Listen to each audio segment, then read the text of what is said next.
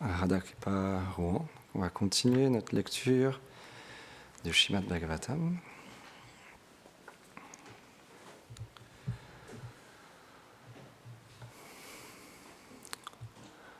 Om Namo Bhagavate Vasudevaya.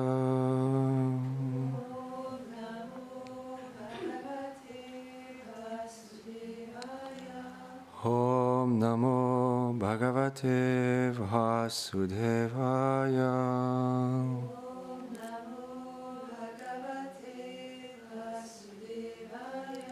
Om Namo Bhagavate Vasudevaya.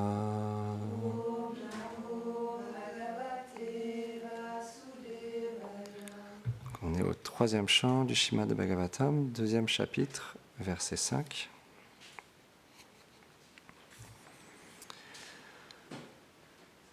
Pulakot bina sarvango manchan miladrisha suchan punato lakshita tenam sneha prasara sampruta. Traduction. Son corps entier se couvrit de chair de poule et des larmes coulèrent de ses yeux qui étaient fermés. Vidura comprit qu'Uddhava avait atteint la perfection de l'amour de Dieu. Uddhava devint ensuite inondé en sneha. Commentaire. D'après Srila Vishwanath Chakravarti Thakur, ce verset décrit les symptômes extatiques qui apparaissent sur le corps d'Uddhava à cause de son absorption dans l'amour de Dieu.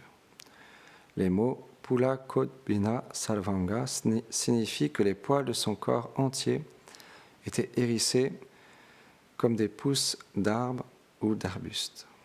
Il devint étourdi et des larmes incessantes coulaient de ses yeux. En voyant ces signes, Vidura comprit qu'il avait atteint le pur amour de Dieu. Puis, quand cet amour, prema, fut encore plus intense, sneha, son cœur fondit complètement d'amour pour le Seigneur.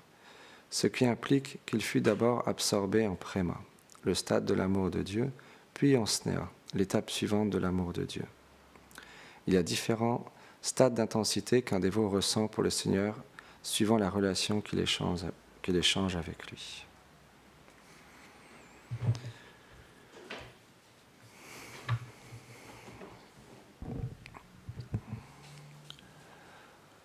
Om Aganati Mirandasya Ghananjaram Sharakaya Shakshun Militam Yena Tasmai Shigurave Namaha Namam Vishnu Padaya Krishna Prestaya Bhutare Shrimati Bhakti Vedanta Swami Nitinamine Namaste Sarasvati Deve Gauravani Pracharine Nirveshesha Shunyavadi Pashatya Deshatarine Jai Shri Krishna Chaitanya Prabhu Nityananda Shri Advaita Gadadhar Shivasadi Gaur Bhakta Vrinda Hare Krishna Krishna Krishna Hare Hare Hare Rama Rama Rama Hare Hare Vrindaye Tulasi Devyaye Priyaye Keshavasya Cha Krishna Bhakti Pratyadevi Satyavate Namo Namaha Vanchakarpatarubhyacha Kripa Sindhubhyahevacha Patitanam Pavanebhyo Vaishnavebhyo Namo Namaha. Avant de commencer à parler, j'implore les bénédictions de mon maître spirituel ainsi qu'à Srila Prabhupada, toute notre filiation spirituelle, Govinda Maharaj, les dévotes et les dévots ici assemblés. On est tellement fortunés ici, à Radhakripa Rouen, de pouvoir régulièrement entendre notre très cher maître spirituel, Gurudev, parler de Krishna avec tellement de poésie, tellement de beauté, clairvoyance. Ça réveille naturellement ça remue notre conditionnement et ça permet d'éveiller graduellement notre âme, parce que notre âme, elle a besoin de nourriture. Et quand les Vaishnavas y parlent, naturellement, ça nourrit notre cœur. Et on est tellement fortunés aussi de pouvoir entendre Govinda Maharaj, nos frères et nos sœurs parler. Parce que la nourriture quotidienne, le Harikatha, le fait de parler et d'entendre, c'est un service tellement important. C'est quelque chose qui est vraiment important. Et on peut voir même les âmes réalisées qui ont, comme on peut l'entendre aujourd'hui, Uddhava, qui avait tous les symptômes d'extase dus à la séparation de Krishna. Parce que c'est ça les purs dévots. Comme ce sont des âmes réalisées, ils sont dans une intense séparation du Seigneur suprême. Et dans ce stade-là, forcément, il y a encore plus besoin de ce service, ce principe de parler de Krishna et d'entendre parler de Krishna. Parce que Vidura aussi n'est pas un être ordinaire. Lui aussi a vraiment un amour, un attachement pour le Seigneur suprême très profond. Mais malgré leur dévotion extrême, ils apprécient parler sur Krishna et entendre les gloires de Krishna. C'est pourquoi on est tellement fortunés de pouvoir maintenant, au jour d'aujourd'hui, il y a tellement de choses qui sont engagées dans le service de Krishna, comme ce micro, la caméra, de pouvoir aussi enregistrer pour que d'autres personnes qui ne sont pas physiquement présentes puissent entendre aussi. Et dans le confort du salon, pouvoir écouter, ouvrir son cœur et entendre parler notre maître spirituel, nos frères et nos sœurs. C'est un service qui est très important. Et parfois, on est amené aussi à se déplacer. Et dernièrement, j'avais une réalisation vraiment que j'apprécie beaucoup parce que on a tous des capacités différentes à servir le Seigneur suprême et on est engagé dans différents services.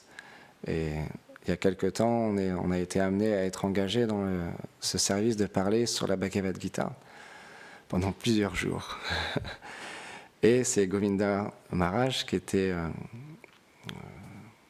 engagé à parler. Et donc, il parlait sur la Bhagavad Gita et à un moment donné, il y a une personne qui a posé une question, mais qui sont ces deux personnes qui t'accompagnent? Parce que c'était Govinda Maharaj qui était amené à parler. Et puis moi et Ashesha, on était assis à côté de Govinda Maharaj. Et en fait, dans cette fraternité, on était présents, on était en train d'écouter, nous aussi, les gloires de Krishna, de notre frère Govinda Maharaj. Mais on n'avait pas forcément pris la parole et les gens se demandaient quel était notre service, pourquoi on était là. Mais en fait, personnellement, je me sentais comme un accompagnateur de mon frère qui est engagé à parler, moi à écouter, mais dans une écoute active où on prie le Seigneur, on prie notre maître spirituel de mettre en pouvoir notre frère pour partager les gloires du Seigneur suprême. Parce que c'est quelque chose qui est tellement important. Et on sait que dans ces moments-là, ces personnes qui sont présentes peuvent apprécier les douces paroles de Krishna dans la Bhagavad Gita à travers notre frère qui a amené ce jour-là à parler. Donc c'est dans une écoute active où, bien qu'on était présent, on ne parlait pas. En tout cas pour moi, j'étais dans une écoute où vraiment j'écoutais les questions et puis j'écoutais Govinda Maharaj répondre et il y avait ce désir que ça augmente, que c'est comme on dit, le lait continue à bouillir encore et encore et encore, parce que c'est le principe de l'association Sadhu Sangha, où on s'associe les uns avec les autres pour parfois écouter, parfois être amené à parler. Mais les deux sont tellement importants. Et donc Govinda Maharaj a fait une petite blague pour répondre à la question, et c'était parfaitement approprié. Et le soir, le vendredi soir, je crois, c'est ça, on a fait un kirtan. Et de nouveau, comme il y avait une euphorie spéciale, j'étais tellement appréciatif de voir Govinda Maharaj, comment il parlait entre chaque kirtan, parce que ce soir-là, donc on chantait les kirtans, et en même temps, entre chaque kirtan, Govinda Maharaj y parlait. Et je ressentais tellement justement cette mise en pouvoir, de parler et de pouvoir être comme un instrument transparent et de toucher le cœur des gens. Mais dans le kirtan, c'était un peu plus l'inverse, parce que ça, en même temps, c'est ça Krishna, où ce soir-là, les gens, ils répétaient pas correctement, il y avait un peu une désharmonie qui s'était installée. Donc dans le kirtan, il n'y avait pas cette mise en pouvoir qui était présente comme on a pu le voir dans d'autres événements, mais là, ce soir-là, c'était plus dans la parole, où je ressentais tellement une mise en pouvoir. Donc voilà, ce principe de parler, d'entendre, c'est tellement important. Et dans le Srimad Bhagavatam, il y a tellement de divertissement, où là, on peut voir ces symptômes d'extase que ressentait Uddhava. C'est tellement profond. On ne peut pas imaginer la bonne fortune qu'on a de pouvoir rentrer en contact avec de telles personnalités comme Vidura, Uddhava. Ce sont des personnalités extraordinaires. Ce sont des amis intimes de Krishna. Et dans cette intimité, ils ressentent tellement de séparation quand leur objet d'amour, comme on a pu l'entendre dans les versets précédents, Krishna n'est plus physiquement présent sur cette planète. Et naturellement, Uddhava, il ressent une grande séparation. Il se demande à quoi sert de continuer à vivre sur cette planète sans l'objet de mon amour, Krishna. Et donc, dans cette séparation, ils sont amenés à écouter et à parler sur Krishna. Et on a partagé tellement à plusieurs reprises justement cet amour qu'avait Krishna aussi pour Uddhava. Il avait tellement d'amour pour Uddhava Krishna, il a envoyé Uddhava quand il était encore présent à Dvarka et il savait que ses parents, ses amis, Shrimati Radharani, toutes les Sakis étaient en séparation de Krishna. Et il a envoyé Uddhava comme messager pour transmettre des lettres d'amour et pacifier le cœur des habitants de Vrindavan. Et aussi pour que Uddhava lui-même puisse, de ses propres yeux, voir et apprécier l'amour des résidents de Vrindavan envers Krishna. Donc, par exemple, il y a aussi une très beau divertissement, très belle histoire entre Sudama Vipra et Krishna à Dvarka. Et Krishna, qui était le roi, le prince de Dvarka, il avait tellement d'opulence. Et Sudama, lui, il était très pauvre, vraiment très pauvre. Il vivait dans un petit village, d'une manière très simple, avec sa femme, ses 2 enfants. Mais il avait tellement d'amour pour Krishna, parce qu'il n'y a pas de conditions externes qui sont défavorables à l'absorption, à l'amour de Krishna. Et Sudama Vipra, bien qu'il était extrêmement pauvre, parce que Krishna et Sudama avaient été à l'école ensemble, ce qu'on appelle en sanskrit le Gurukul. Dans leur enfance, ils ont appris de leurs professeurs à l'école tous les sujets védiques, tout ce que l'art, la musique, etc. Et donc ils étaient ensemble à l'école et ils ont développé une amitié très profonde. Ils étaient inséparables. Et par la providence, Krishna a dû, à un moment donné, quitter l'école, quitter le Gurukul et prendre fonction en tant que le prince, le roi de Dvarka, avec toutes ses reines, toutes ses épouses. Et Sudama, lui, a été marié à ce moment-là. Et donc, il vivait dans un village. Et après de nombreuses années, il n'avait toujours pas revu son ami d'enfance, Krishna. Et sa femme, qui était aussi une grande dévote, en voyant la condition de leurs enfants, elle a demandé à son mari, Sudama, d'aller voir Krishna pour lui demander de l'aide. Mais c'est pas l'humeur d'un bhakta, d'un pur dévot, de demander quelque chose au Seigneur suprême. J'écoutais récemment une conférence d'un swami qui expliquait ce principe que en l'ère actuelle, il y a différentes sortes de spiritualité, de religions.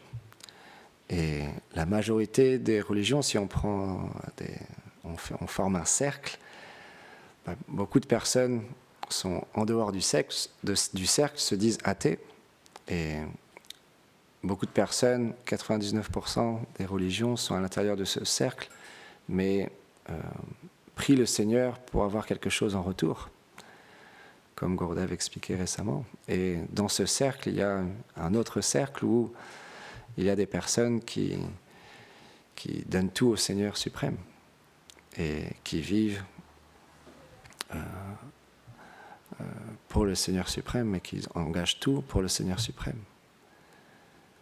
Et dans ce cercle, il y a quelques rares personnes qui ont ce qu'on appelle en sanskrit ce rag, ce sentiment d'appartenance complète au Seigneur suprême, mais aussi que le Seigneur suprême leur appartient, ce qu'on appelle mamata, ce principe qu'on possède le Seigneur suprême et le Seigneur suprême nous possède. Et dans cet échange d'amour, il y a ce qu'on appelle le service de dévotion spontanée. Et c'est quelque chose de très très rare qu'on peut retrouver dans ce verset-là. Prema, sneha sont des symptômes du pur amour de Dieu. On désire simplement aimer le Seigneur suprême sans rien attendre en retour.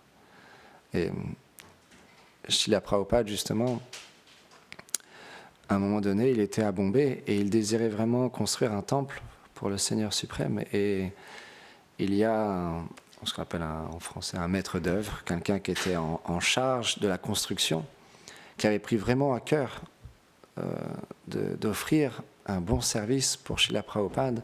Il avait tellement pris à cœur cette construction qu'il était lui-même présent quotidiennement à faire les choses manuellement aussi. Et il était vraiment investi. Et Prabhupada avait remarqué cette personne-là. Et à un moment donné, il était à Bombay. Il a demandé à ses disciples d'aller le chercher. Et donc, ils sont allés le voir. Ils lui ont dit, voilà, Srila Prabhupada, il veut te voir. Il a dit, mais qui je suis, moi, pour aller voir Srila Prabhupada, être en association avec lui. Il y a tellement de grandes personnalités qui sont auprès de lui. Moi, j'ai beaucoup de travail, de service. J'ai pas la nécessité d'aller le voir chez la Prabhupada. Ils sont allés redire ça chez la Prabhupada. Et Prabhupada, il a dit, tant qu'il ne viendra pas me voir, je ne quitterai pas Bombay. Et donc, il est venu. Prabhupada, il l'a étreint, bien qu'il était en habit de travaux. Prabhupada l'a étreint avec beaucoup d'affection. Et il lui a dit, en fait, tu prends tellement d'intention, tu as tellement de dévotion dans ton service, de construire un temple pour Krishna et ses dévots, que certainement Krishna y construira une maison pour toi à Goloka Vrindavan. Et là, il a pleuré. Ça, c'est l'amour des dévots, la mise en pouvoir des Vaishnavas. Prabhupada, il était expert à mettre en pouvoir ses dévots, mettre en pouvoir les personnes dans le service de dévotion. Et naturellement, c'est ça le principe. On construit notre futur en ce moment. On aspire à ce que le maître spirituel nous appelle dans la demeure du couple divin. Et c'est pourquoi on souhaite vraiment, à travers notre service, obtenir une place dans cette demeure. C'est notre but. Bien en tout cas pour moi, je n'ai pas encore ces symptômes d'extase qui sont tellement élevés. Je suis à un tout petit niveau. Mais par la grâce des Vaishnavas, par l'association des sadhus, à travers le service de dévotion, graduellement, ce désir malgré une complète inqualification, ce désir d'avoir une place grandit petit à petit, justement à travers l'écoute, parce que les Vaishnavas ont ça dans leur cœur. Donc quand ils parlent, ça touche notre cœur. Et graduellement, on peut nous-mêmes aussi désirer obtenir cette qualification de pouvoir se réaliser soi-même et comprendre quelle est notre relation avec le couple divin. Et Sudama Vipra, il chantait, quotidiennement il chantait des très beaux bhajans pour glorifier son Govinda, Gopal, Krishna. Et donc beaucoup de personnes étaient vraiment attirées par le bhajan de Krishna, par le kirtan de Sudama. Parce que c'est justement ce principe-là du kirtan, c'est de chanter avec amour. Et quand on chante avec des sentiments, naturellement ça attire les êtres. Comme on parlait de Srila Prabhupada, lui-même a montré cet exemple, où il s'est assis dans ce parc, et il a pris ses instruments, il a chanté. Et à travers ce chant, les gens ont été touchés. Parce que c'est le chant pur, imbibé de ses sentiments, prema, sneha, et bien plus encore. Parce que Srila Prabhupada n'est pas un être ordinaire, c'est vraiment un associé très intime d'Ashishi Radha et Krishna. Il est venu dans ce monde pour une mission vraiment très particulière. Et si on est là au jour d'aujourd'hui, c'est grâce à lui. Et donc, Sudama Vipra, lui aussi, il chantait. Et les gens commençaient à être attirés. Et comme il connaissait la situation externe, matérielle de Sudama et de sa famille, naturellement, les gens donnaient des céréales, des mets pour qu'ils puissent subvenir aux besoins de ses enfants et de sa femme. Mais ce jour-là, il y avait aussi des personnes qui étaient envoyées par un être démoniaque qui se prenait pour Krishna. Et donc il avait des personnes qui étaient fervents à sa cause, de se prendre pour le Seigneur suprême. Et donc ils lui ont enlevé tous les céréales que les villageois avaient mis juste à côté de lui. Et quand il a ouvert les yeux, il a vu que toutes les céréales avaient disparu, alors il a fait « bon, ainsi soit-il ». Et il a continué à chanter. Donc il était vraiment très abandonné au Seigneur suprême. Il n'avait aucun désir pour lui-même. Et il voulait juste être absorbé dans son ami, parce qu'il avait une relation d'amitié avec Krishna. Mais parce que sa femme, à plusieurs reprises, lui a demandé d'aller voir Krishna. Pour finir, elle lui a dit « Ne lui demande rien, va juste voir ton ami. » Et là, Sudama a dit ah, « Ça par contre, ça me ferait grandement plaisir. » Et donc, il a dit « Mais il faut que je lui amène quelque chose, on n'a rien. » Et donc sa femme s'est empressée d'aller voir les voisins, et elle a collecté un riz de vraiment basse qualité. Parce que les gens n'avaient pas beaucoup de moyens non plus. Donc elle a obtenu vraiment un riz très... on dit en anglais un flat rice, c'est un riz soufflé un peu. Un riz soufflé mais de basse qualité. Et donc Sudama a pris sa petite poche de riz et avec beaucoup de joie, il a commencé à marcher. Et plus il se rapprochait de parler de Krishna, plus il se souvenait de Krishna, et en même temps il y avait un sentiment très, très profond, avec beaucoup d'humilité. Il se demandait, mais est-ce qu'il va se rappeler de moi? Est-ce qu'il va se souvenir de notre amitié qu'on avait? Et donc dans ce sentiment-là, il est arrivé devant la porte, et là les gardes ont vu une personne vêtue vraiment de manière très simple, avec des trous dans les vêtements, sale, comme un mendiant. Et il est arrivé, il a dit, je voudrais voir Krishna. Il a dit, mais ah oui, toi tu veux voir Krishna? Mais Krishna, il est le prince de Dvarka. pourquoi tu veux le voir? Pourquoi on te laisserait rentrer? Tu es juste un mendiant, allez, va-t'en. Et avec des larmes dans les yeux, il a dit, s'il vous plaît, c'est mon ami d'enfance. J'étais à l'école avec lui. Et en voyant les pleurs de cette personne, ils sont quand même allés transmis le message. Ils sont allés voir Krishna et en entendant, parce que c'est des palais qui sont gigantesques, le temps que les gardes retrouvent Krishna, en même temps, Sudama il s'est dit, mais qu'est-ce que je fais ici? Dans quelles conditions je suis? Il est le prince de Dwarka, il a tellement d'opulence, il ne va même pas se souvenir de moi, je ferais mieux de rentrer.